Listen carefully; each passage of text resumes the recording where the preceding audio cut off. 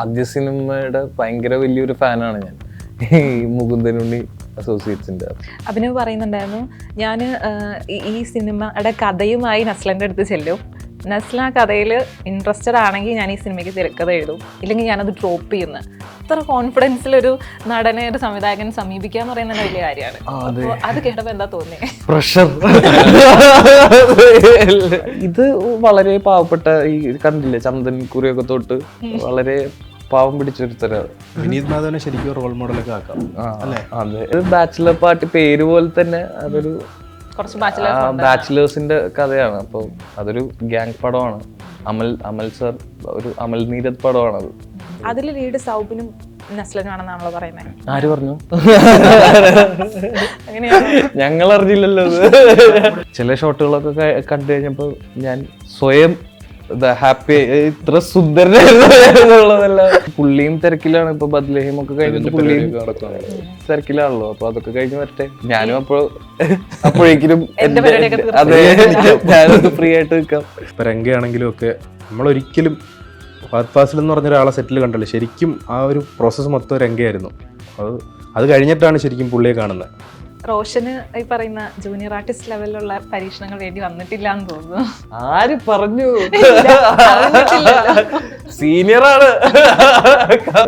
സബ്ജക്റ്റുകളോ അല്ലെങ്കിൽ പല പ്രൊജക്റ്റുകളും നമ്മൾ അത് പൂർണ്ണതയിലേക്ക് എത്തിക്കൊള്ളണം എന്നില്ല. നമ്മളൊരാൾ കാരണമായിരിക്കണം എന്നില്ല, മറ്റു പല കാരണങ്ങളും സംഭവിക്കാത്ത. മമ്മൂക്കയുടെ കൂടെ ചെയ്യാൻ അവസരം കിട്ടിയ 2 പ്രൊജക്റ്റ് ഉണ്ടായിരുന്നു, പക്ഷെ അത് നടന്നില്ല.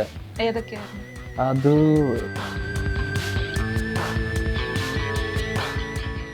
മീഡിയ വൺ ഷോമോള് നസ്ലനും റോഷനുമാണ് ഇന്നത്തെ അതിഥികൾ.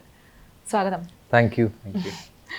മോളിവുഡ് ടൈംസ് റിലീസിന് എത്തുമ്പോൾ 2 എക്സൈറ്റിംഗ് ഫാക്ടേഴ്സ് ആണുള്ളത്. ഒന്ന്, അഭിനവ് സുന്ദർ നായക് എന്ന് പറയുന്ന സംവിധായകനാണ്. 2, നസ്ലൻ ലീഡ് റോളിൽ വരുന്ന സിനിമ എന്നുള്ളതാണ്.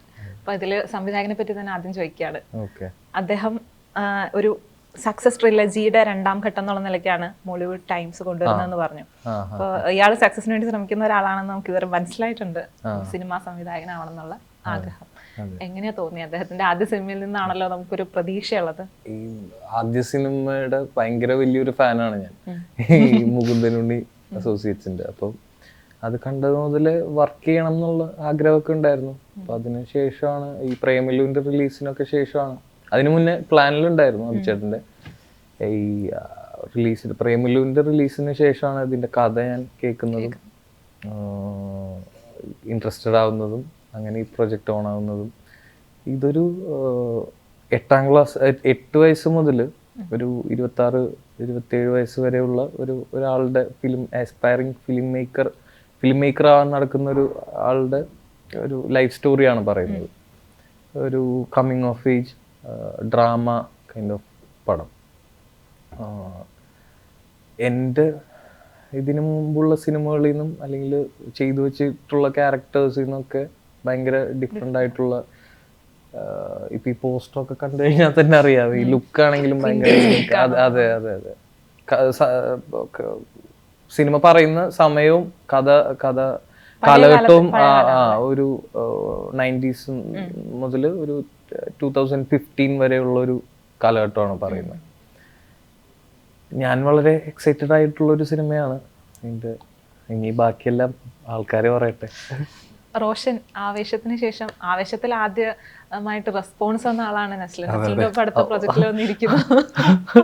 നമ്മൾ അന്നേ പ്ലാൻ ചെയ്തു. അതെ, ആവേശം ഇറങ്ങിയിട്ട് നീ ആദ്യം എനിക്ക് മെസ്സേജ് അയച്ചാൽ നസ്ല മെസ്സേജ് അയക്കില്ലായിരുന്നു. ഇല്ല, എനിക്ക് ആവേശത്തില് ഭയങ്കര ഇവര് 3 പേരും ഭയങ്കര അടിപൊളിയായിരുന്നു. എല്ലാവരും ഇപ്പം സൈൻ ചേട്ടനും ഫാദിക്കും. അപ്പൊ എനിക്ക് അത് പേഴ്സണലി വിളിച്ച് പറയണമെന്ന് തോന്നില്ല. ഫസ്റ്റ് ഷോ തന്നെ നമുക്കത് സിനിമ കണ്ടു കഴിയുമ്പോ ഞങ്ങളെല്ലാം ഒരേ ഏജ് ഗ്രൂപ്പ് ആണല്ലോ. അപ്പൊ ഞാനായി ഇത് ഗ്യാങ്ങിലുണ്ടായിരുന്നെങ്കിൽ ആഗ്രഹിച്ച അതെ കൊതി തോന്നിയ ഒരു സിനിമയാണ് ആവേശം. അപ്പൊ എന്താന്ന് ചോദിച്ചു? സോറി. അല്ല, നസ്ലൻ വിളിച്ചു. നസ്ലന്റെ ഒപ്പം അടുത്ത അന്ന് നമ്മളിങ്ങനെ ചുമ്മാ പറഞ്ഞിരുന്നു എപ്പോഴെങ്കിലും ഒരു പ്രൊജക്റ്റിലൊക്കെ ഒരുമിച്ച് വർക്ക് ചെയ്യാൻ സാധിക്കട്ടെ. പക്ഷെ അത് ഇങ്ങനെ മോളിവുഡ് ടൈംസിലെത്തി ഇറങ്ങിത്തിരികെ. ഇതിലെ കഥാപാത്രം എങ്ങനെയാ? നസ്ലന്റെ ഏകദേശം പറഞ്ഞ പോലെ വിനീത് മാധവൻ എന്നാണ് ഇതിലെ ക്യാരക്ടർ പേര്. അപ്പോൾ അയാളുടെ ഈ ത്രൂ ഔട്ടുള്ള ജേണിയിൽ അവസാനം വരെ എല്ലാ ഇമോഷൻസിലുള്ള കൂട്ടുകാരൻ, ചൈൽഡ്ഹുഡ് ഫ്രണ്ട് ആണ്. വളരെ ചെറുപ്പം തൊട്ടേ ഉള്ള. പക്ഷെ ഇവരുടെ എല്ലാ പ്രോസസ്സും ഒരുമിച്ചാ ചെറുപ്പം മുതൽ. അപ്പോൾ അതിൽ ത്രൂ ഔട്ട് വിനീത് മാധവന്റെ കൂടെ ഉള്ള ചൈൽഡ്ഹുഡ് ഫ്രണ്ട് ആണ്. ഈ പറഞ്ഞ ഈ ചെറിയ പ്രായം മുതൽ ജനിച്ചു വളർന്നത് മുതൽ ഒരുമിച്ചാണ് ഇവര്. ഒരേ നാട്ടുകാരും ഒരു അടുത്തടുത്ത് വീട്ടിൽ താമസിക്കുന്ന റിയൽ ഫ്രണ്ട്. അസോസിയേറ്റ്സിന്റെ ഒരു സ്വഭാവം നന്ദി പോലും പറയാൻ മടിച്ച സംവിധായകൻ എന്നൊക്കെ ഉള്ളത് രണ്ടാമത്തെ ട്രിലജിയിലേക്ക് വരുമ്പോൾ അദ്ദേഹം എങ്ങനെയാ അതിനെ വ്യത്യസ്തമാക്കുന്നത്? അതുപോലൊരു സിനിമയല്ല മുകുന്ദനുണ്ണി പോലത്തെ അങ്ങനത്തെ ഒരു ഡാർക്ക് സബ്ജക്ട് പറയുന്ന അല്ലെങ്കിൽ ഭയങ്കര കോംപ്ലിക്കേറ്റഡ് ആയിട്ടുള്ള ഒരു അങ്ങനത്തെ ഒരു സിനിമ ആയിരിക്കില്ല. ഇതെല്ലാവർക്കും മനസ്സിലാവുന്ന തരത്തിലുള്ള വളരെ അല്ല അങ്ങനെയല്ല, ആ ഐഡിയ ഭയങ്കര റോങ് ആണ്. ചിലവർക്ക് നമുക്കൊരു മോറലി അല്ലെങ്കിൽ നമുക്ക് റോൾ മോഡലാക്കാൻ പറ്റുന്ന ഒരാളല്ലല്ലോ. ഇത് വളരെ പാവപ്പെട്ട ഈ കണ്ടില്ലേ ചന്ദൻ കുറിയൊക്കെ തൊട്ട് വളരെ പാവം പിടിച്ചൊരുത്തരാണ്. വിനീത് മാധവനെ ശരിക്കും റോൾ മോഡലൊക്കെ ആക്കാം അല്ലേ? അതെ, ക്യാരക്ടർ. ജിത്തു മാധവന്റെ ഒരു പ്രൊജക്ട് വരുന്നുണ്ടല്ലോ. അതെ, അതിപ്പോ ഷൂട്ട് നടന്നുകൊണ്ടിരിക്കുകയാണ് ചെന്നൈയിൽ. അതെ അതെ, അത് ആവേശം പോലൊരു സിനിമ കണ്ടപ്പോ അതിന്റെ ഭാഗമാവാൻ ഞാൻ രോമാഞ്ചം മുതലേ ഫോളോ ചെയ്യുന്നുണ്ട്. കൊതിച്ച സമയം അതും നടന്നിരിക്കുകയാണ്. അതിന്റെ മാനിഫെസ്റ്റേഷൻ, ദ പവർ ഓഫ് രണ്ടുപേരും മാനിഫെസ്റ്റിംഗ് ആണ് മെയിൻ. രണ്ടുപേരുടെയും മാനിഫെസ്റ്റേഷൻ നടന്നിരിക്കുന്ന ഒരു സമയത്താണ് രണ്ടുപേരും ഇവിടെ വന്നിരിക്കുന്നത്. ഈ ഒരു ആഗ്രഹിക്കുന്നെല്ലാം നടക്കുന്നുണ്ട്. ഇപ്പം നസ്ലന്റെ ഒരു ലൈനപ്പ് നടക്കാതിരിക്കുന്നുണ്ട്. അതും ഒരു കാര്യം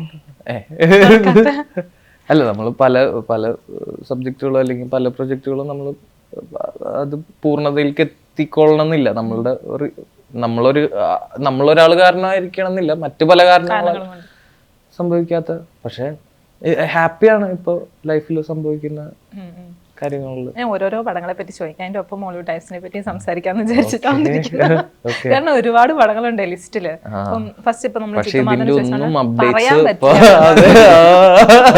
എന്റെയിൽ ഉത്തരവുണ്ട്, ഇതിനെല്ലാം ഉത്തരവുണ്ട്. ഇപ്പം ഷൂട്ട് നടന്നുകൊണ്ടിരിക്കുകയാണല്ലോ. സൂര്യ സാറിന്റെ ഒപ്പം എന്തായാലും ചില സീനുകളെല്ലാം കഴിഞ്ഞിട്ടുണ്ടാവും. സിനിമയെ പറ്റി പറയണ്ട, വ്യക്തിപരമായിട്ട് അദ്ദേഹം എങ്ങനെയാണ്? ഭയങ്കര ഭയങ്കര ഒരു ഗുഡ് ഹ്യൂമൻ ബീങ് ആണ്. വളരെ ഹംബിളാണ്. നമുക്ക് ഭയങ്കര ഒരു റെസ്പെക്റ്റ് തോന്നുന്ന തരത്തിൽ തന്നെയാണ്. നമുക്ക് നേരിട്ട് കാണുമ്പോഴും ഞാനൊക്കെ പല സമയത്തും ഇങ്ങനെ സ്റ്റക്കായി നിന്നിട്ടുണ്ട്. ഞാനിത് ആരുടെ കൂടെയാണ്? അതെ, സൂര്യ സർ. ചെറുപ്പം മുതലേ കാണുന്നതാണല്ലോ നമ്മള്. ഞാൻ ഭയങ്കര ഇഷ്ടമുള്ള ആർട്ടിസ്റ്റാണ്. അപ്പോൾ ഗ്രേറ്റ്ഫുൾ ആണ്. സിനിമ കൊതിച്ച സമയം തൊട്ടേ ഫോളോ ചെയ്യുന്ന ഒരു നടൻ, അദ്ദേഹത്തിന്റെ ഒപ്പം അഭിനയിക്കുന്നു. അതിനൊപ്പം മധുരരാജയിലാണ് എപ്പോഴും പ്രൊഫൈല് തുടങ്ങുന്നത്, സംസാരിച്ച് തുടങ്ങുന്നത്. ഒരു സിനിമ സെറ്റിലുള്ള ഒരു എക്സ്പീരിയൻസ് അതാണ്, ഫസ്റ്റ് എക്സ്പീരിയൻസ്. അതിനുശേഷം ഭ്രമയുഗത്തിനെ കോമ്പീറ്റ് ചെയ്തുകൊണ്ട് പ്രേമത്ത് വരുന്നു. കോമ്പീറ്റ് ഒന്നും ചെയ്തില്ല, ഞങ്ങൾ ഒരുമിച്ച് പോയി. അതെ. അതിനുശേഷം ഇപ്പം മമ്മൂട്ടിയുടെ ഒപ്പം മട്ടാഞ്ചേരി മാഫിയയില് ഒപ്പം അഭിനയിക്കുന്നു. അഭിനയിക്കാൻ പോകുന്നു.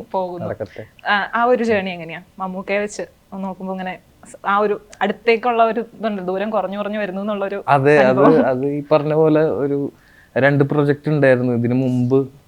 മമ്മൂക്കയുടെ കൂടെ ചെയ്യാൻ അവസരം കിട്ടിയ 2 പ്രൊജക്ട് ഉണ്ടായിരുന്നു. പക്ഷെ അത് നടന്നില്ല. ഏതൊക്കെയായിരുന്നു? ഒന്ന് ഈ പറഞ്ഞ പോലെ മകൾ ആദ്യം മമ്മൂക്കയായിരുന്നു ചെയ്യേണ്ടത്. പിന്നെ വേറൊരു പടം ഇതേപോലെ അത് ഡേറ്റ്സും പരിപാടിയും കാരണം മാറിപ്പോയി. അപ്പോൾ എല്ലാ തവണയും ഇങ്ങനെ വരും. പിന്നെ എനിക്ക് തോന്നുന്നു ഇതായിരിക്കും കറക്റ്റ് അതെ, ബെസ്റ്റ് ഫസ്റ്റ് ടൈം ഷൂട്ടിംഗ് ക്യാമറയുടെ മുമ്പില് മമ്മൂക്കയുടെ ഏതോ ഒരു അകലത്തില് അത് ഇപ്പോഴും എനിക്കത് ക്ലിയർ ആയിട്ട് അന്നത്തെ ദിവസം ഓർമ്മയുണ്ട്, കൃത്യമായിട്ട് ഓർമ്മയുണ്ട്. വെളുപ്പിന് തന്നെ അവിടെ പോയതും ഇവിടെ വൈപ്പിലായിരുന്നു ഷൂട്ട്.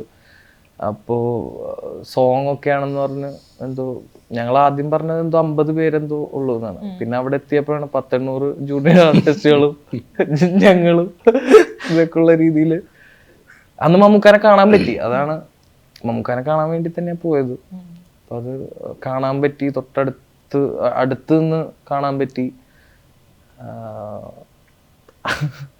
അന്ന് ഷൂട്ട് കഴിഞ്ഞ് വീട്ടിലെത്തിയപ്പോഴേക്കും കറക്റ്റ് മറ്റേ ടീഷർട്ട് ഇട്ട പോലെ വെയിലൊക്കെ കൊണ്ടിട്ട് അത് എന്താ വളരെ അടിപൊളി ഒരു എക്സ്പീരിയൻസ് ആണ്. ലൈഫിൽ ഇപ്പോഴും മറക്കാൻ പറ്റാത്തൊരു എക്സ്പീരിയൻസ് തന്നെയാണ്.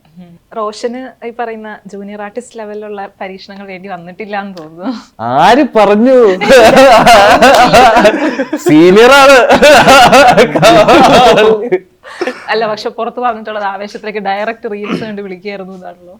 അല്ല, റീൽസ് എല്ലാം സിനിമയിലേക്ക് എത്താനുള്ള വഴികളായിരുന്നു.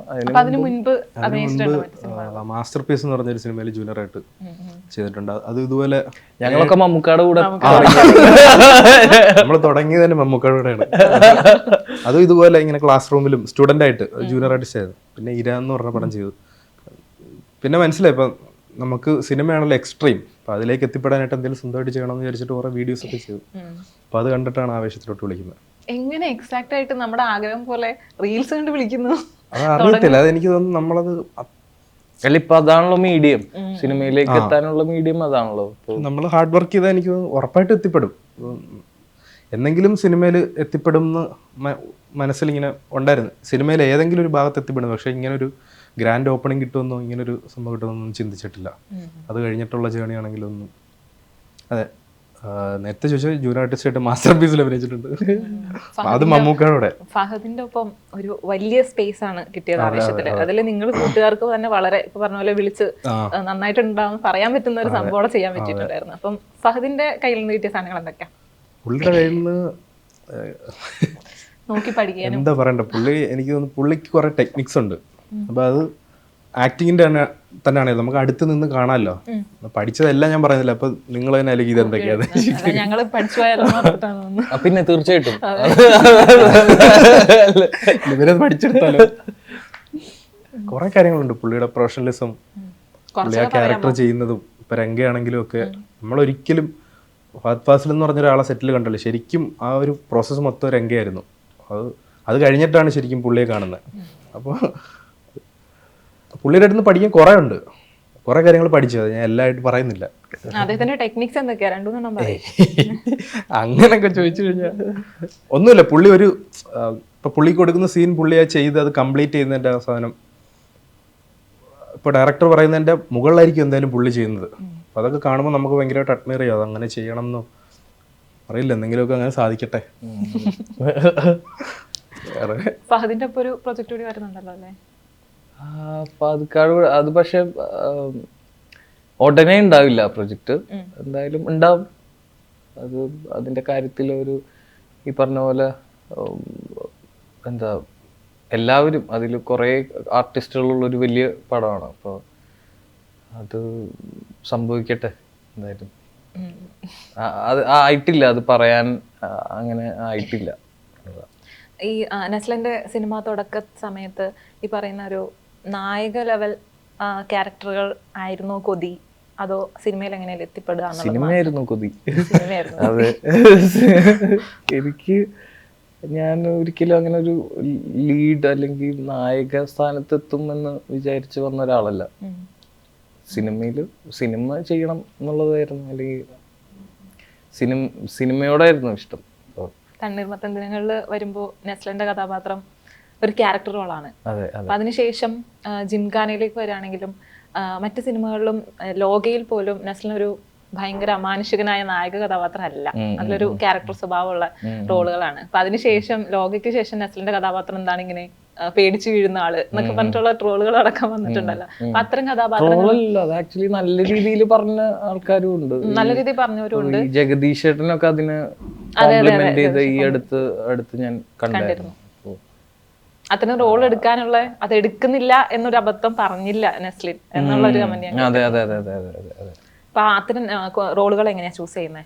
ഇപ്പൊ ഈ ലോക പോലത്തെ ഇപ്പൊ അത് നമുക്ക് പറയാൻ പറ്റും വലിയൊരു സക്സസ് ആയി സംഭവിച്ചു. അതെ, അപ്പൊ പുതിയൊരു കൺവിക്ഷൻ ഒരു ഗ്രൂപ്പ് ഓഫ് ആൾക്കാർ വന്ന് പറയുമ്പോൾ നമുക്ക് അതിനെങ്ങനെ വിശ്വസിക്കുന്നു എന്നുള്ളതാണ് എനിക്ക് കൺഫ്യൂഷൻ. ഈ ചെറിയ പ്രായത്തിൽ നിന്ന് എങ്ങനെയാണ് ഈ ഒരു ഇൻഡസ്ട്രി ഗസ് ചെയ്യാൻ പറ്റുന്നത്? ഇൻഡസ്ട്രി ഗസ് ചെയ്യുന്നതല്ല, നമുക്ക് ഇൻട്രസ്റ്റിംഗ് ആയിട്ടുള്ള പുതിയ തോട്ട് കേൾക്കുമ്പോൾ നമുക്ക് എല്ലാവർക്കും ഒരു ആകാംക്ഷ ഉണ്ടാവും. ഇപ്പൊ ഈ നമ്മൾക്കറിയാത്ത അല്ലെങ്കിൽ നമുക്കറിയാം അതാ ഈ ബ്ലെൻഡ് ഭയങ്കര അടിപൊളിയായിരുന്നു. നമുക്കറിയാവുന്ന നമ്മളുടെ ഈ മുത്തശ്ശി കഥകള് ഇപ്പോഴത്തെ ഇതിൽ ബ്ലെൻഡ് ചെയ്തത് അത് ഭയങ്കര ഫ്രഷ് ആയിട്ട് എനിക്ക് തോന്നിയായിരുന്നു. പിന്നെ ഇത് കേൾക്കുന്ന സമയത്ത് അത്യാവശ്യം ബോധമുള്ള സമയം ആണ്. ഇപ്പോഴും ബോധർച്ചയ്ക്ക് ശേഷമാണ് സിനിമയിൽ വന്നത്. അപ്പോൾ അതാ പുതിയ കാര്യങ്ങൾ കേൾക്കുമ്പോൾ നമുക്കുണ്ടാവുന്ന ആകാംക്ഷ അതിന്റെ പുറത്താണ്, ആ ഒരു ഡ്രൈവിന്റെ പുറത്താണ് അതൊക്കെ സംഭവിച്ചത്. അഭിനവ് എന്ന് പറയുന്ന സംവിധായകൻ ഒരുപാട് വിദേശ സിനിമകളൊക്കെ കാണുന്ന, സിനിമകളെ പറ്റി ഭയങ്കര ഇൻഡെപ്ത് നോളജ് ഉള്ള ഒരാളാണ്. അപ്പം അയാളുടെ ഒരു ഡയറക്ഷൻ പാറ്റേൺ എങ്ങനെയാ, എന്താ വ്യത്യസ്തമായിട്ട് തോന്നിയത് ജിത്തു മാധവൻ എന്നൊക്കെ നോക്കുമ്പോൾ? എനിക്ക് തോന്നുന്നു ഞാൻ വളരെ കുറച്ച് പടം വർക്ക് ചെയ്തിട്ടുള്ളൂ, പക്ഷെ അതിൽ ഓരോരുത്തരും ഓരോ പാറ്റേൺ ആണ്. പക്ഷെ അഭിചേട്ടൻ്റെ എന്ന് വെച്ചാൽ എനിക്ക് തോന്നുന്നു പുള്ളി ആ കണ്ട സിനിമകൾ പോലെ തന്നെ പുള്ളിയുടെ വിഷനും അത്ര ഭയങ്കര എല്ലാത്തിനും ഭയങ്കര ക്ലാരിറ്റിയാണ് പുള്ളിക്ക്. അത് പുതിയൊരു നറേറ്റീവ് സ്റ്റൈലാണ്. അതെ, അത് പുള്ളി തന്നെ പുള്ളി ചെയ്യുന്ന എല്ലാത്തിലും ഒരു യുണീക്ക് സാധനം, ഒരു സിഗ്നേച്ചർ കാണും പുള്ളിയുടെ. അതിപ്പോൾ നമ്മളൊരു സീൻ ചെയ്യുമ്പോഴാണെങ്കിലും നമുക്ക് അതിന് കൺഫ്യൂഷൻ ആവേണ്ട ആവശ്യമില്ല. എന്ത് ഡൗട്ട് ചോദിച്ചാലും പുള്ളി അത് കറക്റ്റായിട്ട്, അത് ആ മീറ്റർ പോലും നമുക്കത് ഇപ്പോൾ കോമഡി എന്ന് പറയുന്ന അങ്ങനെ അല്ലെങ്കിൽ ഇപ്പോൾ അതിന് മുകളിലേക്കോ താഴേക്കോ പോകേണ്ട ആവശ്യമില്ല. നമുക്ക് ആ തരുന്ന സാധനം മാത്രം ചെയ്യാം. അത് പുള്ളിക്ക് അത്രയ്ക്ക് ആ വിഷൻ ഉള്ളതുകൊണ്ടാണെന്ന് തോന്നുന്നു എനിക്ക്. കാരണം ആവശ്യമുള്ളത് മാത്രം. എഡിറ്ററും കൂടിയാണല്ലോ ബേസിക്കലി. പുള്ളി അങ്ങനെ ആയിരിക്കും ചിന്തിക്കുന്നതെല്ലാം. എന്തും നമ്മളൊരു ചെറിയ ഡൗട്ട് ചോദിച്ചാലും പുള്ളി അത് തിങ്ക് ചെയ്തിട്ടേ പറയും. അഭിനവ് പറയുന്നുണ്ടായിരുന്നു, ഞാൻ ഈ സിനിമയുടെ കഥയുമായി നസ്ലന്റെ അടുത്ത് ചെല്ലും, നസ്ല ആ കഥയിൽ ഇൻട്രസ്റ്റഡ് ആണെങ്കിൽ ഞാൻ ഈ സിനിമയ്ക്ക് തിരക്കഥ എഴുതും, ഇല്ലെങ്കിൽ ഞാനത് ഡ്രോപ്പ് ചെയ്യുന്നു. അത്ര കോൺഫിഡൻസിൽ ഒരു നടനെ, ഒരു സംവിധായകൻ സമീപിക്കുക എന്ന് പറയുന്നത് വലിയ കാര്യമാണ്. അത് കേട്ടപ്പോ എന്താ തോന്നിയത്? പ്രഷർ. എനിക്ക് അങ്ങനത്തെ പ്രഷർ ഒന്നും ഉണ്ടായിരുന്നില്ല സത്യമായിട്ടും. എന്നോട് എന്താണ് ഓപ്പൺ ആയിട്ട് പറഞ്ഞോളൂ, യെസ് ആണെങ്കിലും നോ ആണെങ്കിലും. പക്ഷെ ഇത് നീ ചെയ്യുന്നില്ലെങ്കിൽ ഇത് ഞാൻ വേറെ ആളെ വെച്ച് ചെയ്യുന്നില്ല, വേറൊരു സബ്ജക്റ്റ് എന്നുള്ള രീതിയിൽ പോവും എന്ന് പറഞ്ഞു. അപ്പം എനിക്കും അത് ഭയങ്കര ഒരു ഈ തുടക്ക സമയത്ത് തന്നെ ഇങ്ങനെ എനിക്കായിട്ടൊരു ക്യാരക്ടർ വരിക എന്നൊക്കെ പറയുന്നത് വളരെ സന്തോഷമുള്ള കാര്യമാണ്. പിന്നെ കഥ കേട്ട് കഴിഞ്ഞപ്പോൾ സെലക്ഷനെ അത് ബാധിച്ചിട്ടുണ്ടോ? ഇപ്പൊ എനിക്ക് വന്നൊരു അവസരമാണല്ലോ, കഥ അങ്ങ് എടുത്തേക്ക്, അങ്ങനെയാണോ? അതോ കഥ കേട്ട് ഒരിക്കലും ഇല്ല, കഥ കേട്ട് ഇഷ്ടപ്പെട്ടിട്ട് തന്നെയാണ്. എനിക്കിത് വർക്കായില്ല എന്നുണ്ടായിരുന്നെങ്കിൽ ഞാൻ ചെയ്യില്ലായിരുന്നു ഉറപ്പായിട്ടും. നോ പറയാൻ ബുദ്ധിമുട്ടുണ്ടോ? ഇല്ല, ഒരിക്കലും ഇല്ല. ഇല്ല, വരുന്നവരും ഓപ്പൺ ആണ് അതില്, ആ അഭിപ്രായത്തില്. അവർക്കും എന്താ അവൻ എന്റെ കഥയ്ക്ക് നോ പറഞ്ഞു, അതൊന്നുമില്ല. എല്ലാവരുടെയും അഭിപ്രായങ്ങളെ മാനിക്കുന്ന. ഇപ്പം അഭിനവ് പറഞ്ഞ പോലെ തന്നെയാണോ കഥ കേട്ട് കഴിഞ്ഞപ്പോൾ എനിക്ക് പറ്റിയത്, അല്ലെങ്കിൽ ഞാനല്ലെങ്കിൽ മറ്റൊരാളെന്നുള്ള രീതിയിൽ ഇല്ല എന്ന് തോന്നിയ കഥ തന്നെയാണോ ഇത്? അപ്പം എനിക്ക് ചെയ്യാൻ പറ്റും എന്ന് തോന്നിയ കഥ തന്നെയാണോ? പുള്ളിക്കാരനല്ലേ തോന്നിയത്, എനിക്ക് നസ്ലന് തോന്നിയില്ല എനിക്ക് പറ്റുന്നതാണെന്ന്? ചെയ്തു കഴിഞ്ഞപ്പോ ഇതിനേക്കാളും ബെറ്റർ ഇനിയിപ്പോ ഞാൻ തന്നെ ഇങ്ങനെ പറയാ. അല്ല, ഇത് ഉറപ്പായിട്ടും എന്നെക്കാളും കഴിവുള്ള ഒത്തിരി പേരുണ്ട്, എന്തായാലും ഉണ്ടാകും. അത് പുള്ളിക്ക് എന്നെ വെച്ച് പടം ചെയ്യാൻ ആഗ്രഹം ഉള്ളത് കൊണ്ടായിരിക്കും പുള്ളി അങ്ങനെ പറഞ്ഞത്. ഉറപ്പായിട്ടും ഇത് ഞാനല്ലെങ്കിൽ വേറെ എത്രയോ ടാലന്റ് ഉള്ള ഒത്തിരി പേരുണ്ടല്ലോ. ഇതിലൊരു ഡാൻസ് നമ്പർ പുറത്തു വന്നതിന് ശേഷം അതെ കമന്റ് ബോക്സിലൊക്കെ ഭയങ്കര നീ ഇത്ര ഡാൻസ് കളിക്കാന്നുള്ള കമന്റുകൾ ഒളിപ്പിച്ച് വെച്ചേക്കരുത്. ആ ഡാൻസ് എന്റെ 2 ദിവസത്തെ കഷ്ടപ്പാടാക്കാണ്. 2 ദിവസം എടുത്തോളൂ. 2 ദിവസം പ്രാക്ടീസ്, പിന്നെ 2 ദിവസം ഷൂട്ട്, 3 ദിവസം ഷൂട്ട് ഉണ്ട്. Hard work. ഫസ്റ്റ് ഞാൻ 18+ കളിച്ചിട്ടുണ്ട്. അതെ, മാത്യുവിന്റെ ഒപ്പം. പക്ഷെ അതിനകത്ത് മാത്യു ആയിരുന്നു സ്കോർ ചെയ്തത്. അതെ, പക്ഷെ ഇതില് ഒറ്റയ്ക്ക് വന്ന് മൊത്തം. അല്ല, അതിൽ എനിക്ക് ഡാൻസ് അറിയില്ല, ഞാൻ ഡാൻസ് കളിക്കുന്ന ഒരാളല്ല സത്യം പറഞ്ഞു കഴിഞ്ഞാൽ. അപ്പൊ ആ സമയത്തൊക്കെ ഇതിപ്പോ പഠിച്ചു വരുന്നതേ ഉള്ളൂ. അപ്പൊ ഇത് കഥയ്ക്ക് വളരെ ആവശ്യമായിരുന്നു ആ പോയിന്റിൽ. അത് ഡാൻസ് എന്നല്ല, അവന്റെ ഒരു സന്തോഷം. അതെ, ആ സന്തോഷമാണ് അവൻ അടിത്തീർക്കുന്നത്. അപ്പൊ ആ ഡാൻസ് പെർഫോമൻസും അതിന്റെ കോസ്റ്റ്യൂമും ഒക്കെ കാന്തയിലെ ദുൽഖറിന്റെ റെഫറൻസ് ആണെന്ന് പറഞ്ഞ് ഒരു അങ്ങനെയാണോ? അല്ല.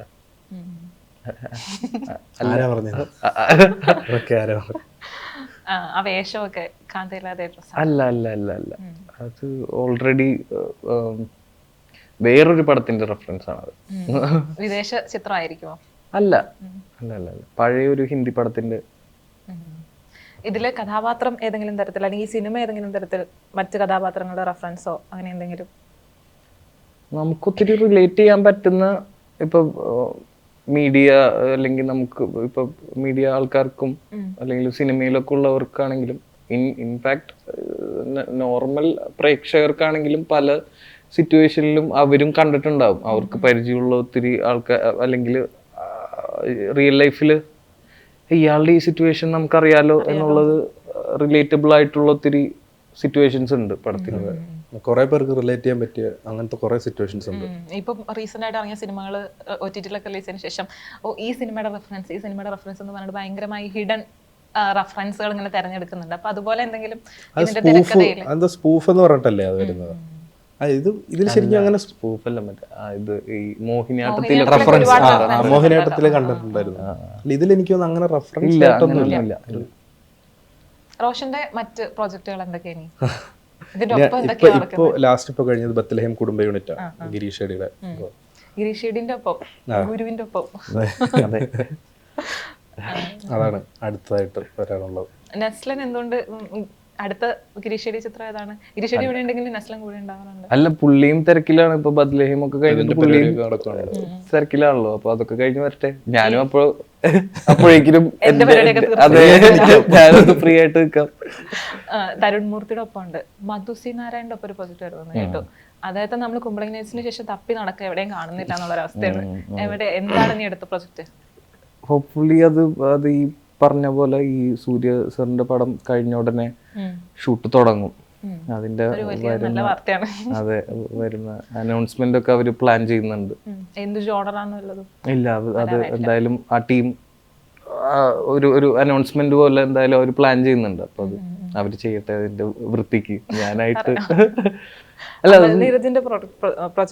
അമലേട്ടന്റെ കഴിഞ്ഞു, കംപ്ലീറ്റ് ഞങ്ങളുടെ ഷൂട്ട് കഴിഞ്ഞു. ഇനി അവർക്ക് എന്തോ ഒരു 5-6 ദിവസത്തെ ഷൂട്ട് എന്തോ ഉള്ളൂ. അതിൽ ലീഡ് സൗബിനും നസ്ലനുമാണെന്നാണല്ലോ പറയുന്നത്. ആര് പറഞ്ഞു? ഞങ്ങൾ അറിഞ്ഞില്ലല്ലോ.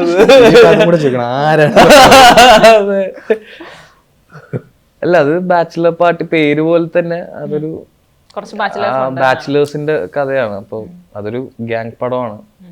അമൽ സർ ഒരു അമൽ നീരദ് പടമാണ് അത്.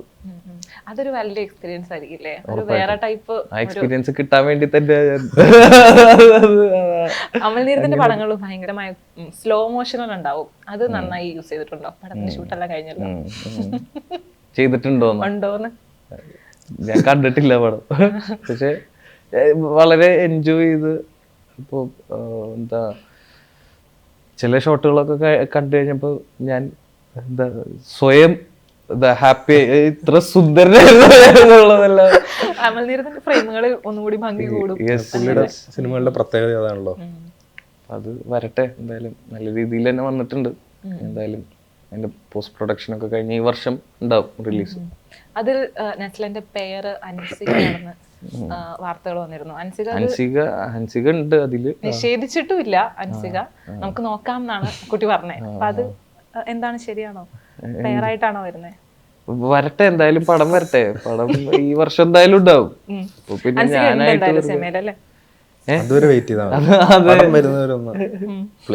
ഇല്ലെങ്കിൽ തന്നെ അവര് വീഡിയോസ് ഒക്കെ കണ്ടു ഞാൻ.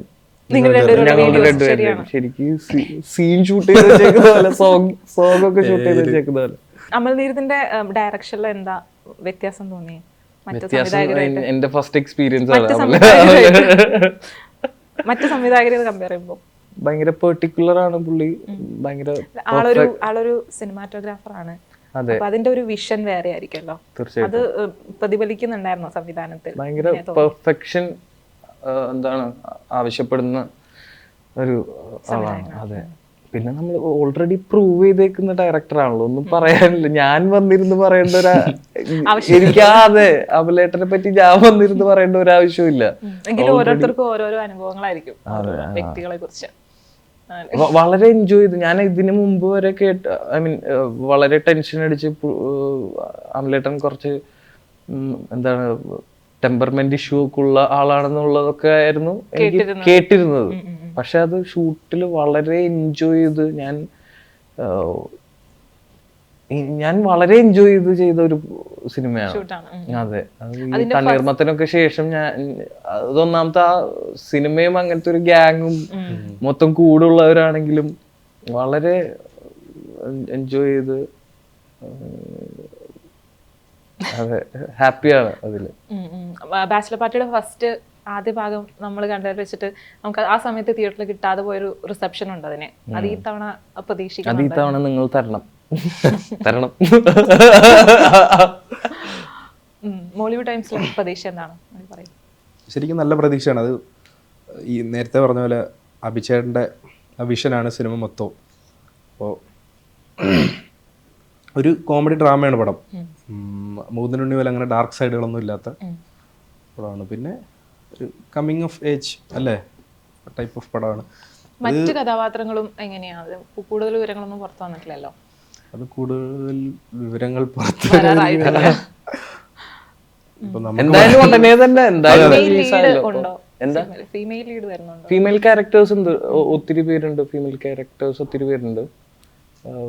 ഇതൊരു ഫ്രഷ് സിനിമയായിരിക്കും. ഇതിന് മുമ്പ് ഇതിനൊരു എന്താ റെഫറൻസ് പറയാനുള്ള ഒരു സിനിമ അല്ലെങ്കിൽ ഇന്ന സിനിമ പോലെ ആയിരിക്കും എന്നുള്ളത് പറയാനുള്ളതില്ല. ഇതൊരു ഒരു ഫ്രഷ് വാച്ച് ആയിരിക്കും എന്നുള്ളത് ഞങ്ങൾ വളരെ ഹാപ്പിയാണ് കണ്ടു കഴിഞ്ഞിട്ട്. സിനിമയുടെ മൊത്തത്തിലുള്ള എസ്തെറ്റിക്സ് ഒക്കെ നമുക്ക് ഭയങ്കരമായിട്ട് റിലേറ്റ് ചെയ്യാൻ പറ്റും. പഴയ കാലങ്ങളാണെങ്കിലും പീരിയഡ് ആണെങ്കിലും പ്രസന്റ് ആണെങ്കിലും എല്ലാം നിങ്ങൾക്ക് അത് കാണുമ്പോൾ എന്റർടൈനിങ്ങും ആയിരിക്കും. ഡ്രാമ ആണെങ്കിലും ഒത്തിരി എന്റർടൈൻമെന്റ് ഫാക്ടേഴ്സ് ഉള്ള എന്റർടൈൻ ചെയ്ത് കാണാൻ പറ്റുന്ന ഒരു സിനിമ തന്നെയായിരിക്കും. ഈ പീരിയോഡിക് മൂവീസിന്റെ ഒരു പ്രത്യേകത മറ്റേ ലൊക്കേഷനിൽ വരുമ്പോഴാണെങ്കിലും നിങ്ങളുടെ ഡ്രസ്സിങ്ങിലാണെങ്കിലും അതൊക്കെ പിടിക്കും. നൊസ്റ്റാൾജിയിലേക്ക് നമ്മൾ പിടിക്കണ്ട, അത് ചെയ്തോളൂ. അത് നമ്മൾ നോക്കേണ്ട ആവശ്യമില്ല. മൊത്തത്തിലുള്ള കൂട്ടുകെട്ടിന്റെ ഒരു സംസാര രീതി ആണെങ്കിലും പുതിയ സ്റ്റൈലൊന്നും അല്ലല്ലോ. അല്ല, അത്ര വ്യത്യാസമില്ല. 2015 വരെ നമുക്കറിയാലോ ഈ കാലഘട്ടങ്ങളിലെല്ലാം നമ്മുടെ ചെറുപ്പത്തിലേക്ക് ഉള്ള പോലെ തന്നെ ആ ഒരു സംഭവം തന്നെ. പ്രത്യേകിച്ച് വേറൊരു മാറ്റമൊന്നുമില്ല, പീരീഡ് ആയതുകൊണ്ട് മാത്രം. പിന്നെ നമ്മൾ പണ്ട് യൂസ് ചെയ്ത ഫോണൊക്കെ യൂസ് ചെയ്ത് അങ്ങനെ കുറെ സാധനങ്ങൾ ഞാൻ പറയാം. പടത്തിന്റെ എസ്തെറ്റിക്സ് മൊത്തത്തില് കീപാഡ് ഫോണുകളും മറ്റേ പോസ്റ്ററിലെ ഹാൻഡിക്യാം ഇല്ലായിരുന്നു. അപ്പൊ ഹാൻഡിക്യാമും നമുക്ക് അതൊക്കെ ശരിക്കും പഴയ കാലത്തെ എസ്തെറ്റിക്സ് ശരിക്കും കാണുമ്പോൾ കിട്ടും. നമുക്കത് കിട്ടിയിട്ടുണ്ട്. ഇപ്പൊ പീരീഡ് സീനുകൾ ഷൂട്ട് ചെയ്യുമ്പോൾ ആ സ്ഥലത്ത് നിൽക്കുമ്പോൾ നമുക്ക് ആ പഴയ ആ ഒരു നൊസ്റ്റാൾജിക് ഫീൽ. അതെ അതെ. എന്തായാലും തിയേറ്ററിൽ ആ ഒരു വൈബ് നമ്മൾക്കും എക്സ്പീരിയൻസ് ചെയ്യാനാവട്ടെ. അങ്ങനെ ആവട്ടെ. അതെ, എന്തായാലും ഒരുപാട് സന്തോഷം. സിനിമ വിജയമാവട്ടെ എന്ന് ആശംസിക്കുന്നു. Thank you so much.